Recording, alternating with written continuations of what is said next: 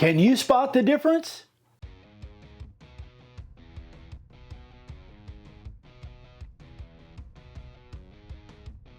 So today we're carving a brand new stencil that we just put together. This one is the semi big rig. Now here's the thing about this one and many of our other stencils.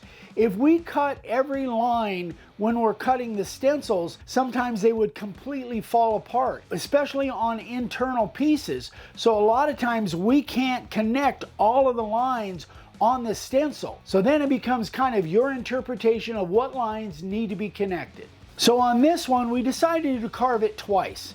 The first time we carved it off camera is literally just carving the lines the way they came out with the stencil, not modifying anything. Then we decided to go ahead and add some details and connect some lines. So you've got two choices. You can carve it just the way it is. It still looks cool. We kind of like the modified version a little bit better, but we really wanted to do a video where we talked about and actually shown on camera how you can take a stencil and modify it and maybe tweak it and make it look a little bit better. So everything we're using today, the stencil, all the router bits, the base plates, all of that stuff's over on the website, makeawoodsign.com. So if you guys need supplies, we'd appreciate it. Go over and check it out and see what you need. So now it's time to fire up the router. Let's make some sawdust. So the nice thing about using stencils is that the layout is super simple. This really took Dad maybe, I don't know, 45 seconds. And you can see that he's using gloves and he's just holding it down with his hand. And that actually ended up working really well because sometimes the stencils have a little bit of a bow to them. So you want to make sure to get that as flat on the board as you can. That way it gives it a nice solid line. Now, the way we did it the first time, we just carved whatever lines were there. But you can see here that Dad's actually connecting a lot of these lines. Now, with some stencils, especially with wording, it's super easy to connect those. In fact, we don't even do them with pen. We just carve right through whatever webbing is disconnecting the lines. But with this one, there's a little bit more detail. Now, if you're really good at artwork, if you're good at drawing, if you know what a big rig should look like with all the details and stuff, this is no big deal. But for me and Dad, neither one of us can draw to save our lives, like at all. So we had to kind of think about it a little bit. This took maybe about 5 minutes to figure out what lines we wanted to connect, what ones we left different, how it should look. But again, this is all open to interpretation, so it just kind of depends on what you want to do. You have the option of not connecting any of them, but once you see the final product, I think this looks quite a bit better, especially like with the windshield right there and the rectangle on the back of the trailer. It just gives it a little bit more of a complete look. And to be honest, most people probably won't know the difference, but if you were selling a sign to somebody that is all about trucks or whatever it is that they're buying, they know a lot about, then they're probably going to be able to spot those differences. But it's funny how just adding a little bit of detail can really add a little bit of extra to your sign and to your work. And you want to give people what they're paying for. You want to do the best work you possibly can for somebody that's giving you money for it, right? That gives them a better value and it helps spread your name around because you do quality work. For the detail work inside this stencil, Dad's using the carving liner bit at 1/8 of an inch deep. Now this is the only bit that will do this. You might be able to get away with some of it with the profile bit, but it's got a little bit too big of a point.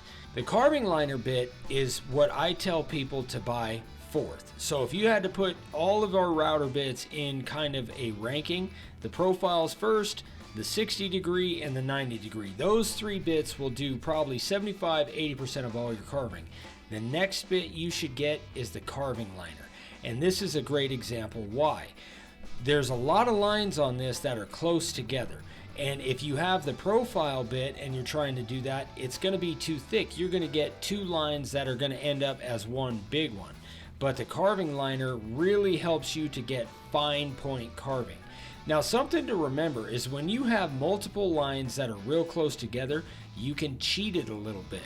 You can see on the detail of the trailer that Dad's carving here, the two lines at the bottom are really close together. So what Dad did is he carved on the outside of the top line.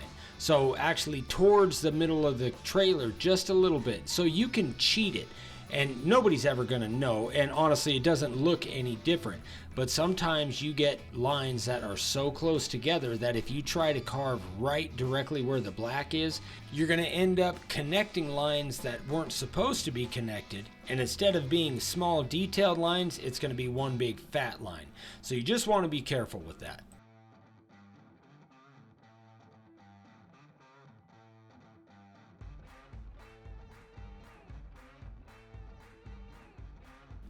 Now Dad's got in the profile bit at 3/16 of an inch deep. Now he's going to go around the entire carving to give it a little bit of separation and contrast from the board itself. Now he started off at 3/16 of an inch deep, and then he's going to go back around that same line and make it a little bit thicker by dropping that bit down to 1/4 of an inch deep. Then what he's going to do is he's going to go back around again with the 90 degree. See, when you have something like this, we like to have a lot of contrast. We like to have a nice big bold line around the carving that gives it that contrast from the board itself. It gives it a little bit more depth, it gives it a little bit more texture to it, and it ends up looking really good. Now you can try to do this with just the 90 degree bit, like Dad's got in right here, and he's got that at 1/4 of an inch deep.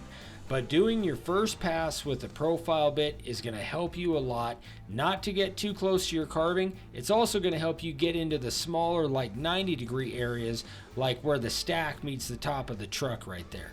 Without doing the profile pass first, that can be pretty difficult.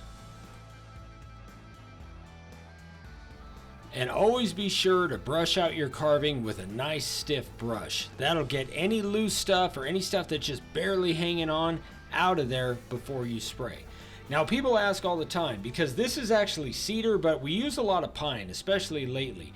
In order to avoid bleeding, first of all, you want to spray fairly light, but also you can put a couple of light coats of clear on your board before you do any spraying, and that'll create a nice barrier so you don't get any bleeding at all, which we didn't here. To sand it off, Dad's using the disc sander with the 80 grit disc and then the random orbital with 120 grit. And this is a pretty cool looking stencil. I think this would be a good seller, especially if you are in or around the trucking industry. And then we just put a few coats of the Rust-Oleum clear on there, and that's a good looking stencil. So as we do the B-roll, you can really tell the difference when they're side by side between the one like this that we didn't add any detail, and then the more complete one where we added the detail. I think that looks a lot better.